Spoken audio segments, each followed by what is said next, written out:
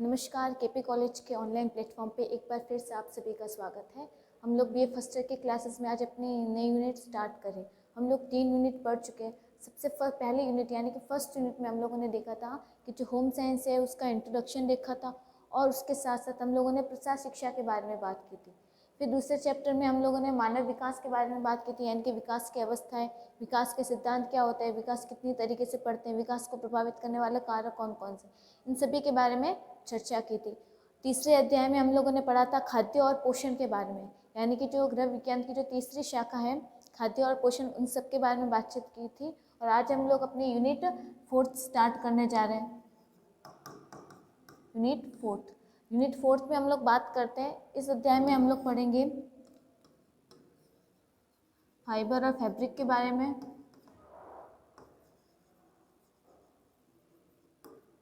Fibre और fabric के साथ साथ हम लोग पढ़ेंगे पर्सनैलिटी के बारे में,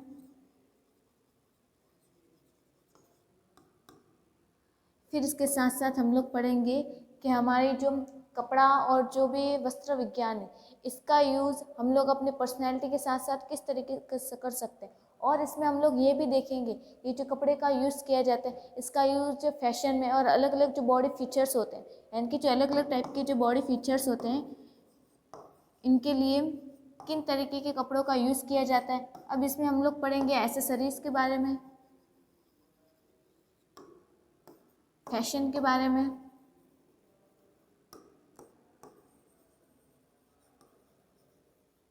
बुटीक के बारे में, यानी कि बॉडी फीचर, अलग अलग टाइप के जो बॉडी फीचर्स होते हैं, जो अलग अलग टाइप की बॉडीज़ होती हैं उनके लिए जो एसेसरीज होती है, फैशंस होते हैं, बुटीक्स होते हैं, ये किस तरीके से होते हैं, इन सभी के बारे में चर्चा करेंगे हम लोग 4th यूनिट में। 4th यूनिट है हमारी वस्त्र और कपड़ा विज्ञान।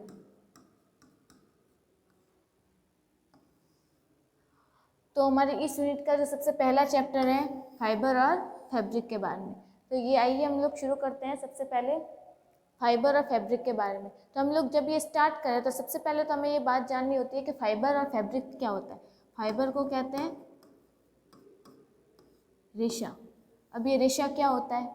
रेशा यानी कि अगर हम नॉर्मल शब्द की बात करें तो इसे कहते हैं धागा। अब धागा नाम लेते सबको पता चल गया धागा कौन सा है, जो घरों में यूज़ किया जाता है कपड़े बुनने के लिए, वही धागा। यानी कि जब हम धागों का यूज़ यानी कि रेशो का यूज़ करके कोई भी कपड़ा निर्माण कर रहे हैं तो ये प्रोसेस क्या कहलाती है? हमारे लोकल लैंग्वेज में इसे कहेंगे कपड़ा निर्माण की प्रक्रिया। यानी कि अलग अलग तरीके के रेशो का यूज़ करके, यानी कि जो अलग अलग टाइप के धागे प्रेजेंट होते हैं उनका यूज़ करके अगर हम कपड़े का निर्माण कर रहे हैं तो इस प्रोसेस को कहते हैं वस्त्र विज्ञान का यह क्या है? एक भाग है। अब ये जो रेशे होते हैं, रेशे अलग अलग तरीके के होते हैं, तो इस आधार पर जो रेशे हैं इनको 2 प्रकारों में बांटा गया है। यानी कि रेशा कितने तरीके से प्राप्त हो रहा है, इस आधार पर रेशों को 2 प्रकारों में बांटा गया है। अब ये 2 टाइप कौन कौन से हैं?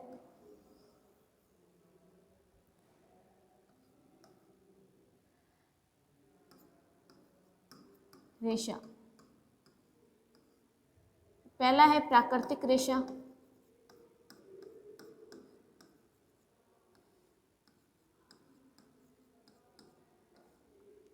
और जो दूसरा रेशा है उसे कहते हैं कृत्रिम रेशा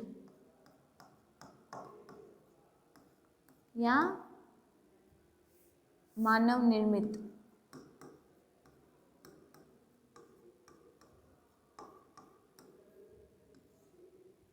जो पहला रेशा है उसे कहते हैं प्राकृतिक रेशा। अब प्राकृतिक रेशा का अर्थ होता है कि जो प्रकृति से प्राप्त हो, यानी कि ऐसा रेशा जो प्रकृति से बनाया जाता है या फिर प्रकृति से प्राप्त होता है। तो ये भी लिख सकते हैं कि प्रकृति से प्राप्त रेशा। अब प्रकृति से प्राप्त रेशा है और प्रकृति में यानी कि नेचर में, एनवायरनमेंट में क्या पाए जाते हैं? पेड़ पौधे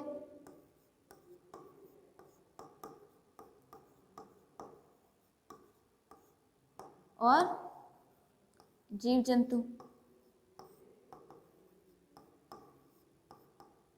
यानी कि जो रेशे प्रकृति से प्राप्त होते हैं और प्रकृति में पाए जाते हैं पेड़ पौधे और जीव जंतु, इसलिए इन रेशों को कहते हैं प्राकृतिक रेशे। अब इन प्राकृतिक रेशे को भी वापस दो प्रकारों में बांटा गया है। वे रेशे जो पेड़ पौधों से प्राप्त होते हैं, पेड़ पौधों से प्राप्त होंगे, और दूसरे टाइप के रेशे जो जंतुओं से प्राप्त होते हैं। अब इन दोनों को अलग अलग पार्ट्स में डिवाइड किया। जो जंतुओं से प्राप्त हो गए उन्हें कहते हैं जांतव रेशे,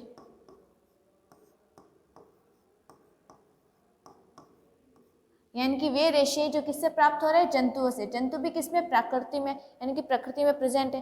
यानी कि जो रेशे जंतुओं से प्राप्त होते हैं उन्हें कहते हैं जांतव रेशे, और जो पेड़ पौधों से प्राप्त होते हैं उन्हें कहते हैं पादप रेशे। पहला टाइप होगा प्राकृतिक, यानी कि जो प्रकृति में जो चीज़ें प्रेजेंट है उनसे जो रेशे प्राप्त हो रहे हैं। अब प्रकृति में तो पेड़ पौधे भी है और जीव जंतु भी है। अगर पेड़ पौधे से जो रेशे मिले उन्हें कहेंगे पादप रेशे, और जो जीव जंतु से प्राप्त हो रहे हैं उन रेशे को कहेंगे हम लोग जांतव रेशे। अब पेड़ पौधे से प्राप्त होते हैं ऐसे रेशे कौन कौन से होते हैं, तो जो पेड़ पौधे से प्राप्त होते हैं वो रेशे होते हैं कपास, जूट, नीलन। ये रेशे किससे प्राप्त होते हैं, पेड़ पौधों से। फिर हम बात करते हैं जो जंतुओं से प्राप्त होते हैं, ऊन, रेशम। ऊन किससे प्राप्त होता है, भेड़ से। और रेशम किससे प्राप्त होता है, जो शहतूत होता है, यानी कि शहतूत का जीव होता है, शहतूत का जो पेड़ होता है उससे।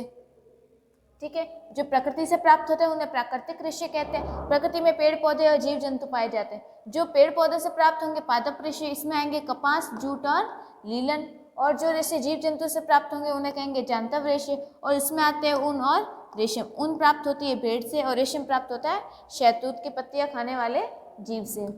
फिर है दूसरा टाइप। अब हमारा जो दूसरा टाइप है वो है कृत्रिम रेशे, मानव रेशे, या इसे कहते हैं संश्लेषित रेशे। तीनों में से कोई भी नाम आए एक ही है, संश्लेषित रेशे। यानी कि वे रेशे जो प्रकृति से प्राप्त ना होकर मानवों के द्वारा बनाए गए, कहाँ पे, लेबोरेटरी में, फैक्ट्री में बनाए जाते हैं, तो इसमें हम लोग क्या कहेंगे,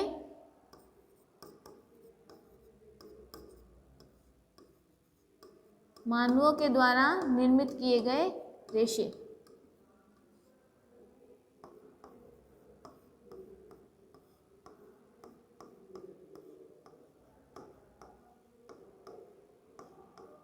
यानी कि वे रेशे जो मानवों के द्वारा निर्मित किए गए हो उन रेशे को कहते हैं मानव निर्मित रेशे। अब इसमें कौन कौन से रेशे आते हैं, एक तो आता है नायलॉन, एक सुना होगा पॉलिएस्टर। होता पॉलिएस्टर है लेकिन हम लोग फ्लो में क्या बोल देते हैं, पॉलिस्टर। वो पॉलिस्टर नहीं होता, उसे कहते हैं हम पॉलिएस्टर कहते हैं। ठीक है, तो ये रेशे कौन से होते हैं, जो मानवों के द्वारा बनाए गए, लेबोरेटरी में बनाए गए हो, फैक्ट्री में बनाए गए हो, वो रेशे। तो रेशे के हमने दो प्रकार देख लिए, कौन कौन से, प्राकृतिक और कृत्रिम या मानव निर्मित या संश्लेषित रेशे। अब हमने रेशा किस तरीके से प्राप्त हो रहा है हमने ये बात देख ली। अब इस रेशे से फैब्रिक का निर्माण कैसे किया जाएगा, अभी तो हमने बात की फाइबर के बारे में। रेशा का होता है फाइबर, लेकिन हमारा जो टॉपिक था उसमें फाइबर और फैब्रिक दोनों थे। तो फाइबर तो हो गया रेशा, और जो फैब्रिक होता है उसका मतलब होता है कपड़ा। अब यानी कि हमने ये जो फाइबर प्राप्त हुआ है, हमने ये सारे जितने भी फाइबर प्राप्त हुए हैं, इन सभी फाइबर से हम लोग फैब्रिक का निर्माण कैसे करेंगे, यानी कि कपड़े का निर्माण कैसे किया जाता है। तो इसके लिए 2-3 प्रोसेस होती है, यानी कि इसको कपड़े जो निर्माण की प्रोसेस होती है उसको 2-3 स्टेप में बांटा गया। इसमें हम लोग देखते हैं जो फैब्रिक निर्माण होता है, फाइबर निर्माण का, कपड़ा निर्माण।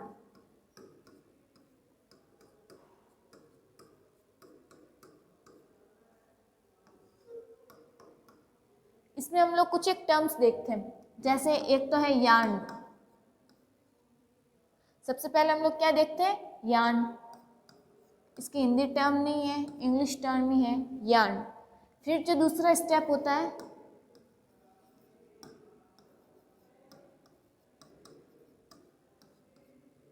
हुआई या वेव।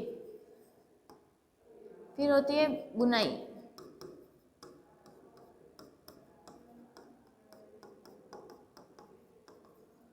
जिसे कहते हैं नीटिंग। यानी कि ये जो 3 स्टेप होते हैं जिसके द्वारा क्या किया जाता है, कपड़े का निर्माण किया जाता है। फिर एक एक करके ये स्टेप देखते हैं कि इन स्टेप्स में होता क्या है। तो सबसे पहले जो यार्न वाला स्टेप होता है, यानी कि यार्न में क्या किया जाता है कि हमें जो रेशा प्राप्त हुआ है, अब हमें ये रेशे कैसे भी प्राप्त हुए हो या फिर हमने जंतुओं से प्राप्त कर लिए, यानी कि जो प्रकृति वाले वो भी हो सकते हैं, और हमने जो हमने खुद बनाए यानी कि जो संश्लेषित रेशे हैं वो भी हो सकते हैं। यानी कि हमें जो रेशा प्राप्त हुआ है उस रेशे की सबसे पहले की जाती है सफाई, यानी कि जो रेशा प्राप्त हुआ है उस रेशे की करते हैं सफाई। अब ये सफाई कैसे, क्योंकि हमने जो रेशा प्राप्त किया है, मान लो हमने जानवरों से प्राप्त किया है, तो हमने अगर भेड़ के शरीर से अगर ये ऊन निकाला है तो इसके साथ में कुछ ना कुछ कचरा वगैरह भी होगा, तो उस कचरे को भी साफ करना पड़ेगा। हमने अगर पेड़ पौधों से निकाला है तो उस पर भी धूल मिट्टी जमी हुई होगी, तो हमें अगर कपड़े का निर्माण करना है तो उसके लिए हमें साफ रेशों की आवश्यकता होगी। इसलिए सबसे पहले हम लोग क्या करते हैं, उन रेशों की सफाई की जाती है। अब सफाई के द्वारा जो धूल के कण होते हैं,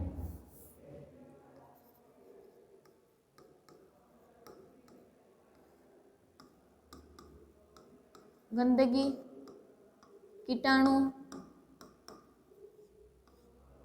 इन सभी को क्या किया जाता है, हटाया जाता है। कौन सी प्रोसेस में, सफाई की प्रोसेस में। ये सबसे पहले कौन सी पढ़ रहे हैं हम लोग, यार्न में। यार्न में सबसे पहले क्या किया जाता है, जो रेशा प्राप्त हुआ है उसमें उनकी सफाई की जाती है। अब उनकी सफाई करने के बाद हमें एकदम साफ रेशे प्राप्त हो गए। अब हमें जो साफ रेशे प्राप्त हुए उन रेशों की जाती है कंघी। जैसे बालों में कंघी करते हैं, क्यों करते हैं, क्योंकि बाल क्या नहीं हो जाए, उलझ नहीं जाए। बालों को सुलझाने के लिए हम लोग क्या करते हैं, बालों में कंघी की जाती है। अब बालों में कंघी करने के बाद क्या होता है, जो जितने भी बाल होते हैं वो सभी क्या होते हैं, एक सीध में आ जाते हैं। ठीक है, कंघी करने का यही मतलब होता है। तो उसी तरह यही मतलब क्या होता है, रेशों का भी होता है। अब जो रेशे हैं हमने भेड़ के शरीर से निकाले तो वो क्या हो गए, गुच्छे के फॉर्म में हो गए। हमने क्या किया, उनमें से गंदगी को निकाल लिया। ठीक है, लेकिन फिर भी वो रेशा क्या हुआ है, उलझा हुआ है एक दूसरे में। अब इन उलझे हुए रेशों को सुलझाने के लिए हम लोग क्या करते हैं, इसकी कंघी की जाती है। तो कंघी करने के द्वारा हमें रेशे एकदम लंबे सीध में प्राप्त हो जाते हैं। ठीक है, अब हमने रेशों को इस तरीके से इस फॉर्म में निकाल लिया, गंदगी निकाल ली। गंदगी निकालने के बाद गुच्छा रह गया, तो इससे रेशों की लंबाई सही कर ली, यानी कि इनको कंघी करके सही रूप से व्यवस्थित कर लिया। फिर उसके बाद की जाती है इनकी रोविंग की जाती है। अब रोविंग क्या होती है, अब हमें जो रेशे प्राप्त हुए हैं, अब इसमें कोई रेशा तो बड़ा होगा, कोई छोटा होगा। अब ऐसे रेशे से कपड़ा नहीं बन सकता, यानी कि हमने जैसे भी कंघी करके जो भी रेशे निकाले, ऐसा कैसे उसको कताई के लिए यानी कि कपड़ा निर्माण के लिए आगे नहीं बेच सकते। क्यों नहीं बेच सकते, क्योंकि इसमें जो रेशे होते हैं सभी रेशे एक लंबाई के नहीं होते। कुछ रेशे छोटे होते हैं, कुछ रेशे बड़े होते हैं, कुछ मोटे होते हैं, कुछ पतले होते हैं। इसलिए उन सभी रेशों को अलग अलग किया जाता है, यानी कि सभी लंबे रेशों को एक साथ किया जाता है, छोटे रेशों को एक साथ किया जाता है। जिससे क्या होगा, जो कपड़ा होगा वो ज़्यादा अच्छी तरीके से व्यवस्थित होकर टाइट तरीके से वो बुन पाएगा। अगर उसमें हम छोटे छोटे रेशों को भी मिला देंगे, वो जो कपड़ा है वो सही तरीके से बन नहीं पाएगा, बीच में से फटने लग जाएगा। इसलिए हम क्या करते हैं, उन कपड़ों की रोविंग की, यानी कि उन रेशों की रोविंग की जाती है। रोविंग करने से क्या हो जाएगा, रोविंग एक मशीन की तरीके से की जाती है, जिसमें क्या होती है, जाली लगी होती है। एक रोविंग मशीन होती है जिसमें छोटे छोटे छेद बने होते हैं। इन छेद को कहते हैं स्पियरेट छिद्र।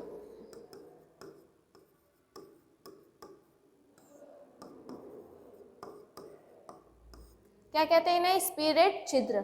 अब ये जो स्पियरेट छिद्र होते हैं ये अलग अलग साइज के होते हैं, यानी कि इन छिद्रों को अलग अलग व्यास होता है। जैसे गोले का व्यास होता है, कोई गोला बड़ा होता है तो कोई छोटा होता है ना। तो ये भी गोले इनके पास अलग अलग साइज़ की इनकी ये जालियाँ बनी होती। अब हमें जिस तरीके का धागा निकालना है, यानी कि हमें जिस तरीके का कपड़ा बनाना है, जैसे हमें मोटा कपड़ा बनाना है या पतला कपड़ा बनाना है, उसके हिसाब से हम लोग क्या लेते हैं, इन जाली को सेट किया जाता है, या फिर उसी साइज़ के हम लोग क्या लेते हैं, छोटे छोटे छिद्रों को ले लिया जाता है। फिर उसके बाद हम लोग क्या करते हैं, हमने एक साइज़ ले ली कि हमें इस साइज़ के इन धागे को निकालना है, तो हमने वही स्पियरेट की छिद्र लगा लिया, यानी कि वही जाली को यूज़ कर लिया। फिर हमने कंघी किए हुए जितने भी धागे होंगे हमारे पास, उन सभी धागों को इस स्पियरेट की छिद्रों में डाल दिया जाता है। ठीक है, अब इस छिद्रों में डालने के बाद क्या किया जाता है, इसको बंद कर दिया जाता है और फिर नीचे से होकर धागे को निकाल लिया जाता है। तो हमें क्या मिलेगा, बड़े बड़े धागे आएंगे तो हम उनको अलग कर देंगे, छोटे धागे आएंगे उनको भी अलग कर देंगे। यानी कि रोविंग के द्वारा अलग अलग साइज़ के धागों को निकाला जाता है। सबसे पहले हम लोगों ने क्या किया था, हमें जो रेशम मिला था उसमें सबसे पहले यार्न की प्रोसेस होती है। यार्न की प्रोसेस में क्या हुआ, उनकी सफाई करके गंदगी बाहर निकाल दी। फिर उसके बाद जो गुच्छा हुआ था उनको सुलझा के हमने कंघी कर ली। कंघी करने के बाद हमने उसको रोविंग किया। रोविंग करने से क्या होगा, रोविंग के द्वारा हमें समान लंबाई के धागे प्राप्त होते हैं। क्या होते हैं, समान लंबाई के धागे प्राप्त हो जाते हैं।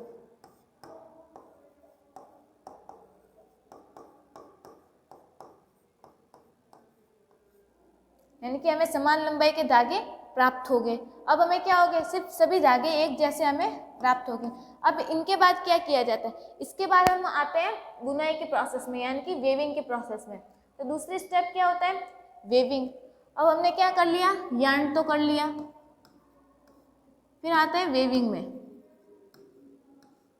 अब वेविंग में क्या किया जाता है, हमें जो समान लंबाई के धागे प्राप्त हुए थे, अब उन धागों से कपड़ा कैसे बनाना है, किस तरीके का बनाना है, ये सारी प्रोसेस होती है हमारी वेविंग में। अब वेविंग में क्या होता है, यानी कि हमें जो समान लंबाई के धागे प्राप्त हुए हैं, इन धागों से कपड़ा निर्माण की प्रक्रिया शुरू हो जाती है।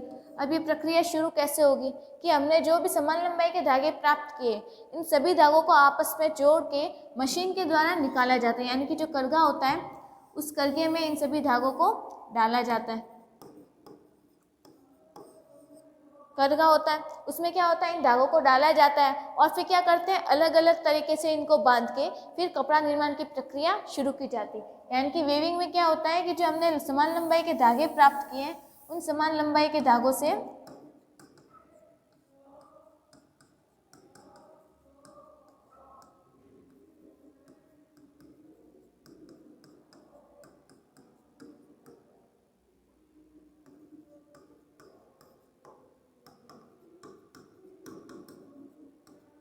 कपड़ा निर्माण प्रारंभ किया जाता है। अब कपड़ा निर्माण प्रारंभ भी कैसे करेंगे कि समान लंबाई के जो धागे हमने लिए उससे किस तरीके का कपड़ा बनाना है, यानी कि इनको आपस में बांधा जाता है। किनको, धागों को।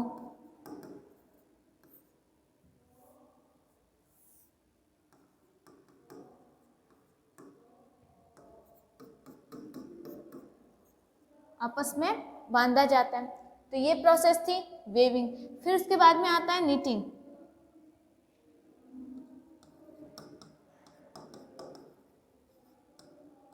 फिर कौन सी प्रोसेस आती है, नीटिंग। अब नीटिंग में क्या होता है, यानी कि हमने जो समान लंबाई के धागे प्राप्त किए थे यान से, फिर उससे हमने कपड़ा निर्माण की प्रक्रिया शुरू कर दी। अब इस नीटिंग में क्या होता है, नीटिंग में होता है कि हम कपड़ों की मजबूती को ध्यान में रखते हैं, यानी कि कपड़ों की मजबूती को ध्यान में रखा जाता है, या फिर कह सकते हैं मजबूती को परखा जाता है। ये प्रोसेस क्या कहलाती है, नीटिंग। इन सब के बाद जो एक लास्ट स्टेप बचता है वो होता है फिनिशिंग। वो होता है इसमें नहीं है, कपड़ा निर्माण की प्रक्रिया में नहीं आता, वो एक अलग से टॉपिक होता है, लेकिन हम इसी के साथ पढ़ते हैं। उसे कहते हैं फैब्रिक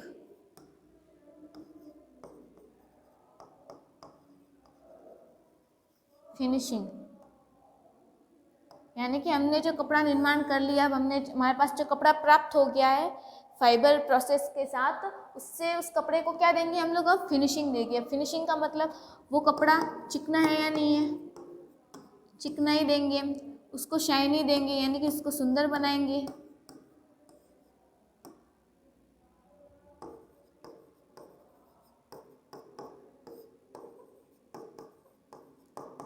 यानी कि कोई भी काम करने के बाद, कोई भी चीज़ को करने के बाद हम लोग क्या करते हैं, उसकी सजावट करते हैं। यही पे क्या कर रहे हैं, उसको फिनिशिंग दे रहे हैं, यानी कि उसको पूरा कंप्लीट कर रहे हैं। अब उस कपड़े की चिकनाई बढ़ा रहे हैं या उसको सॉफ्ट बना रहे हैं, उसको और ज़्यादा सुंदर दिखा रहे हैं, चमकीला बना रहे हैं। तो ये सारी अगर चीज़ें हम उस कपड़े के साथ कर रहे हैं तो ये प्रोसेस क्या कहलाती है, फाइबर फिनिशिंग या फिर फैब्रिक फिनिशिंग कहलाती है। तो हमारा ये जो टॉपिक था जिसमें हम लोग फाइबर और फैब्रिक के बारे में पढ़ रहे थे, जिसमें हम लोगों ने बात की फाइबर कितने प्रकार के होते हैं, यानी कि अलग अलग टाइप के फाइबर के बारे में बात की।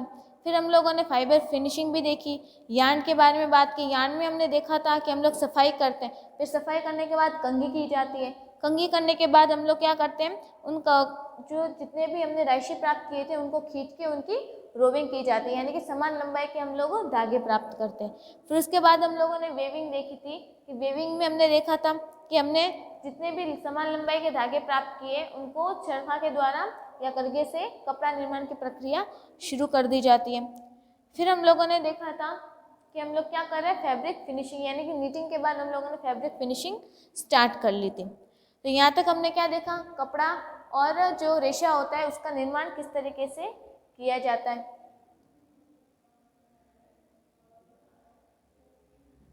तो हमारा ये जो चैप्टर 14 था, यानी कि हमने जो यूनिट 4 स्टार्ट की थी, इसका जो फाइबर और फैब्रिक वाला पोर्शन था ये कंप्लीट हो गया। अब नेक्स्ट वीडियो में देखेंगे हम लोग नया टॉपिक। तब तक के लिए पढ़ते रहिए और धन्यवाद।